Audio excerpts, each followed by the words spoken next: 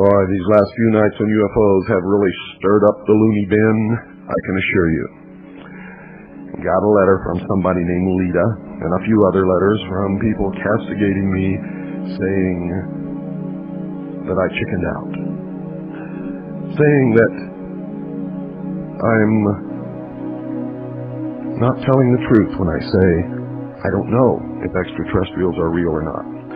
And they cite passages from my book, which they have not read. They claim to have read it, but like most who read my book, they have not read it. So I'm going to read them the parts that they skipped. And I'm also going to tell you, despite everything that's written in this book, there is no proof for the existence of extraterrestrial life in the universe or on this earth or in our skies. There are letters written by people who cannot be found, people who wrote letters who can be found who will not comment on the letters. There is a letter written by an astronaut to the United Nations who now claims that he didn't write it. And all kinds of things, folks. Despite what you read in this book that makes you think that extraterrestrials might exist, none of it is proof. Not one single bit of it. And that's the problem with this UFO subject. There is no proof. And when people read my book, they don't read what I wrote. They read what they want to hear. They read what tends to verify what they already believe or what they wish to believe. So, in my book, on page 196, at the beginning of the chapter concerning UFOs entitled The Secret Government, under the paragraph headed Perspective, let me read to you what you obviously did not read. And remember, this book has been in print for a whole bunch of years. Many sources of information were used to research this chapter. I originally wrote this piece as a research paper. It was first delivered at the MUFON Symposium on July 2nd, 1989 in Las Vegas, Nevada. Most of this knowledge comes directly from, or is a result of my own research into the top secret MAGIC, spelled M-A-J-I-C, material, which I saw and read between the years 1970 and 1973 as a member of the intelligence briefing team of the Commander-in-Chief of the Pacific Fleet. Since some of this information was derived from sources that I cannot divulge for obvious reasons, and from published sources which I cannot vouch for, this chapter must be termed a hypothesis. A hypothesis. Now, I want all you loony bin people to go look that word up and make sure you understand what it means. I continue. I firmly believe that if aliens are real, this is the true nature of the beast. It is the only scenario that has been able to bind all the diverse elements. It is the only scenario that answers all the questions and places the various fundamental mysteries in an arena that makes sense. It is the only explanation which shows the chronology of events and demonstrates that the chronologies, when assembled, match perfectly. The bulk of this I believe to be true if the material that I viewed in the Navy is authentic.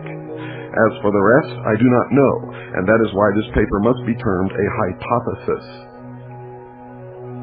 I have since come to believe that the material that I viewed in the Navy is not correct, but in fact was a deception. And I base that upon an awful lot of evidence that you can count as proof. Now also, on page 234 of my book, I make it very clear what I believe. Very clear.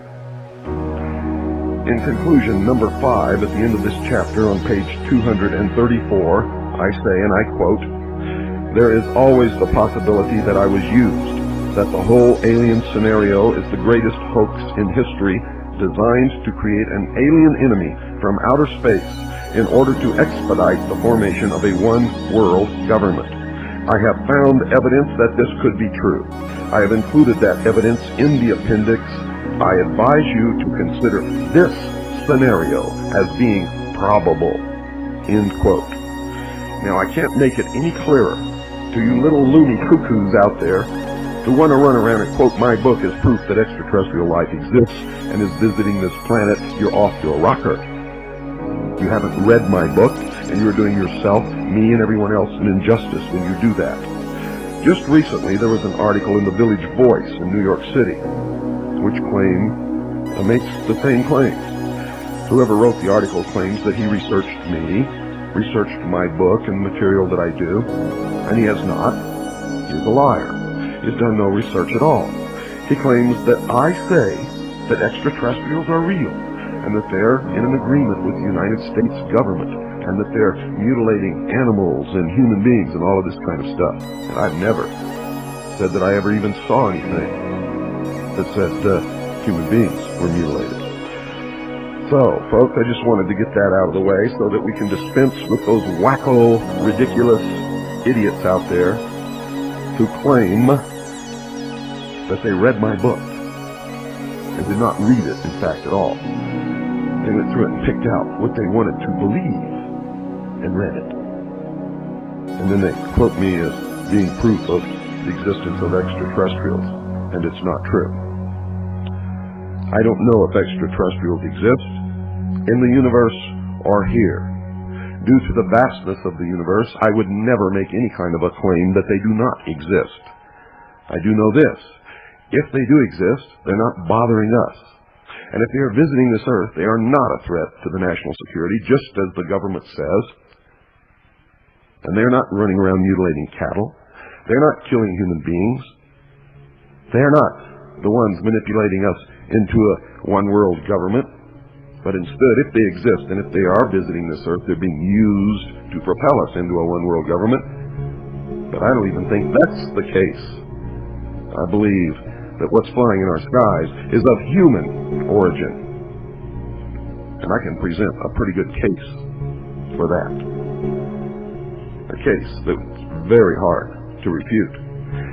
However, no one on the face of this earth can present a case for the existence of extraterrestrial life, much less their visitation to this earth. All the so-called proof that these people talk about is nothing but innuendo, unsubstantiated claims, a total 100% complete lack of any kind of physical evidence whatsoever. In fact, several people have offered as much as $1 million to anyone on this earth who could come forward with proof of extraterrestrial life. No one, not one person on the face of this globe, and all of these wacko UFO people know about these rewards that have been offered. Not one single person has stepped up to present 1 ounce of proof.